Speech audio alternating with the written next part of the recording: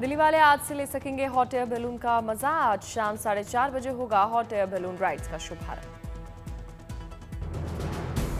दिल्ली में पहली बार शुरू होने जा रही है hot air balloon ride. Delhi development authority ने दी सौगात, आसमान से दिखेंगे दिल्ली के रंगीन नजारे। यमुना किनारे स्थित बांसेरा पार्क में किया गया है हॉट एयर बैलून राइड्स का सफल ट्रायल। वीकेंड्स पर एडवेंचर एक्टिविटी का लोग ले सकेंगे मजा। हर दिन सुबह और शाम को 2-2 घंटे के स्लॉट में राइड की 7 से 12 मिनट की ट्रिप हो सकती है। प्रति व्यक्ति 3,000 रुपए का होगा टिकट, अलग से देना होगा टैक्स। जमीन से 150 फीट ऊपर हो सकती है हॉट एयर बैलून राइड। रहेंगे सुरक्षा के खास इंतजाम, खराब मौसम में नहीं हो सकेगी राइड। दिल्ली में यमुना नदी में क्रूज सेवा शुरू करने की तैयारियां तेज। अगले साल फरवरी महीने से शुरू होने वाली है क्रूज सेवा। नए साल पर दिल्ली सरकार दे सकती है यमुना में क्रूज सेवा की सौगात। शुरुआती दौर में 5 से 6 किलोमीटर का हो सकता है सफर। दिल्ली के सोनिया विहार में चालू की जा सकती है क्रूज सर्विस। सोनिया विहार से जगतपुर और फिर वहां से वापसी का होगा सफर। जगतपुर में नहीं होगा कोई भी स्टॉप। क्रूज सेवा के लिए सोनिया विहार में तैयार की गई है 2 जेटी। लगभग 30 से 40 लोग एक साथ यमुना में उठा सकेंगे क्रूज की सैर का मजा। दिल्ली में टूरिज्म को बढ़ावा देने के लिए क्रूज सेवा की तैयारी। यमुना किनारे रेस्टोरेंट की सुविधा भी इंतजाम होंगे। दिल्ली में 4 दिसंबर से शुरू होने जा रही है नर्सरी, केजी और कक्षा पहली के एडमिशन की प्रक्रिया। शिक्षा निदेशालय ने सेशन 2026-27 के लिए जारी किया शेड्यूल और आयु मानदंड।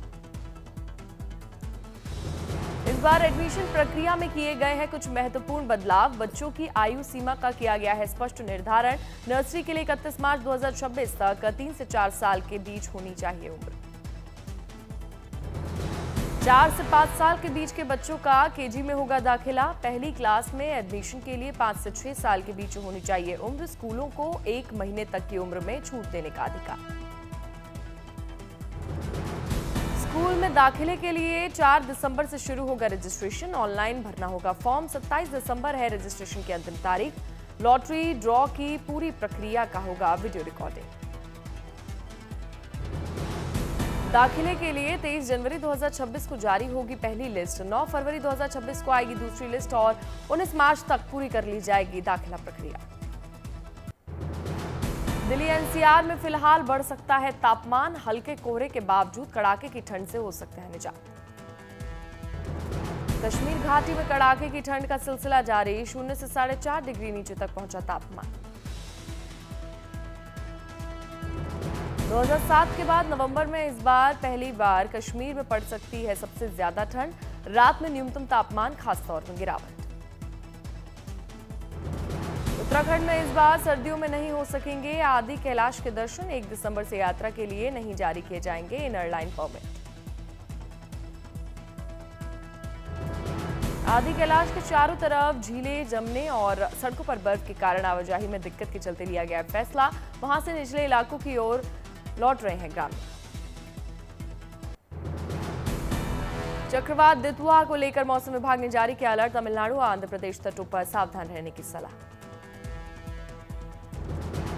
तमिलनाडु, पुडुचेरी और दक्षिण आंध्र प्रदेश के तटों के लिए मौसम विभाग का ऑरेंज अलर्ट। 30 नवंबर की सुबह चक्रवात के दक्षिण पश्चिम बंगाल की खाड़ी तक पहुंचने की संभावना। तमिलनाडु और पुडुचेरी तटों पर आज सुबह से ही 70 से 80 किलोमीटर प्रति घंटे की रफ्तार से चल सकती हैं तेज हवाएं। 90 किलोमीटर तक पहुंच सकती है रफ्तार। भारतीय तट के करीब पहुंचते हुए और भी मजबूत हो सकता है चक्रवात। मौसम विभाग ने जारी किया तमिलनाडु, पुडुचेरी और आंध्र में भारी से बहुत भारी बारिश होने की संभावना। चक्रवात के चलते समुद्र में उठ सकती हैं ऊंची लहरें। किनारे वाले इलाकों के जलमग्न होने का खतरा। लोग जरूरत पड़ने पर सुरक्षित जगहों पर जाने की सलाह।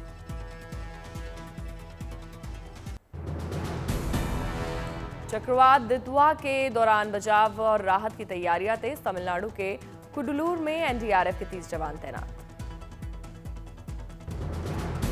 तूफान के असर वाले तमिलनाडु के जिलों में एनडीआरएफ की 8 टीमें तैनात की गई। पुडुचेरी में भी भेजी गई 2 टीम।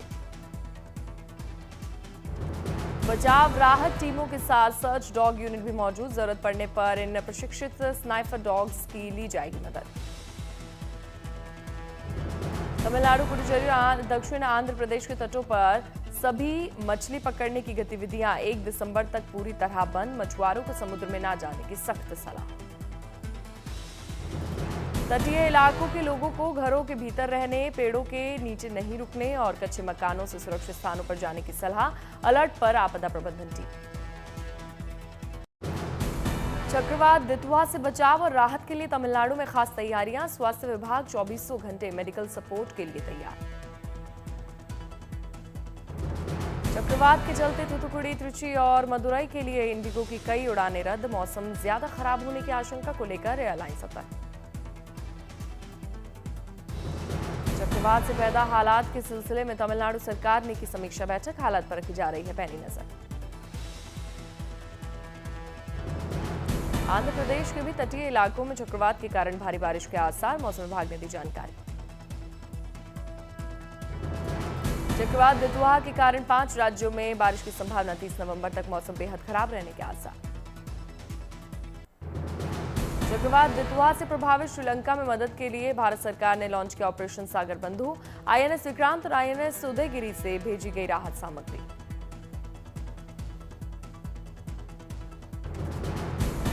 श्रीलंका की वायुसेना प्रभावित इलाकों में चला रही है रेस्क्यू ऑपरेशन। हेलीकॉप्टर्स के जरिए बचाव और राहत में तेजी। चक्रवात दितवा के कारण श्रीलंका में जगह जगह भरा पानी। मोनारगाला कोलंबो मेन रोड जलमग्न हुआ।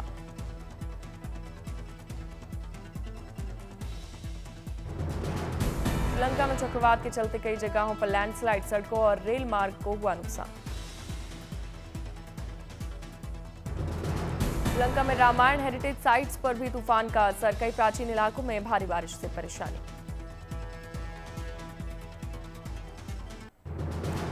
छत्तीसगढ़ दौरे पर पीएम मोदी। रायपुर में 60वीं डीजीपी आईजीपी कॉन्फ्रेंस में होंगे शामिल। छत्तीसगढ़ के रायपुर में कल हुआ 3 दिवसीय 60वीं डीजीपी आईजीपी कॉन्फ्रेंस का शुभारंभ। केंद्रीय गृह मंत्री अमित शाह ने किया उद्घाटन। अमित शाह ने किया ऐलान, अगली डीजीपी आईजीपी कॉन्फ्रेंस से पहले नक्सलवाद की समस्या से पूर्णतः मुक्ति हो जाएगी।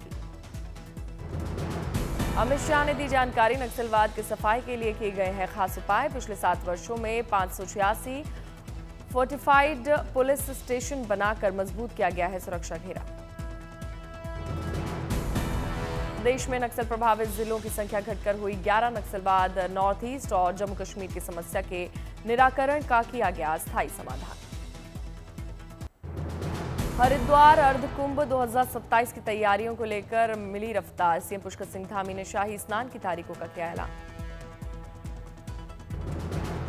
मकर संक्रांति के दिन 14 जनवरी 2027 को कुंभ मेले का पहला शाही स्नान। मौनी अमावस्या के दिन 6 फरवरी 2027 को दूसरा अमृत स्नान।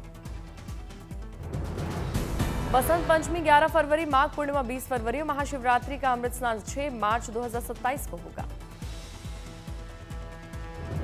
8 मार्च फागुन अमावस्या। फागुन का अमावस्या अमृत स्नान 8 मार्च 2027 को होगा। 14 अप्रैल 2027 को मेष संक्रांति अमृत स्नान।